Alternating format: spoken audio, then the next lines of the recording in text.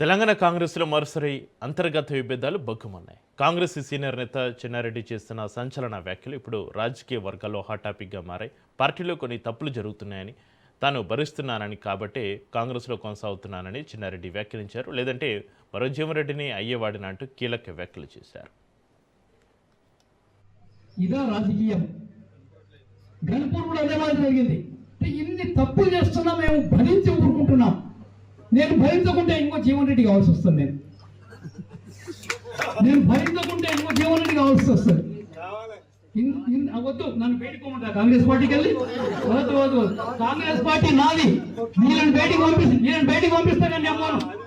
నేను కాంగ్రెస్ పార్టీ నాది. కాంగ్రెస్ పార్టీ నాది. నా రక్తాన్ని చెమటోడ్చి పార్టీ నిర్మాణం చేశాను నేను వనపర్తిలో. తెలంగాణలో, ఆంధ్రప్రదేశ్ లో 23 జిల్లాలు తిరిగా. ఎవరు తిరిగారు? 23 జిల్లాలు యూత్ కాంగ్రెస్ ప్రెసిడెంట్ గా రాజశేఖర రెడ్డి గారితో సమానంగా తిరిగా. ఈ రోజు నేను తయారు చేసిన యూత్ కాంగ్రెస్ వర్కర్స్ అందరు పెద్ద కాంగ్రెస్ లీడర్లు అయినారు. ఇలా ఆంధ్రలో పోయి మాకు అదే గౌరవం ఉంది, తెలంగాణలో పోయినా కూడా అదే గౌరవం ఉంది.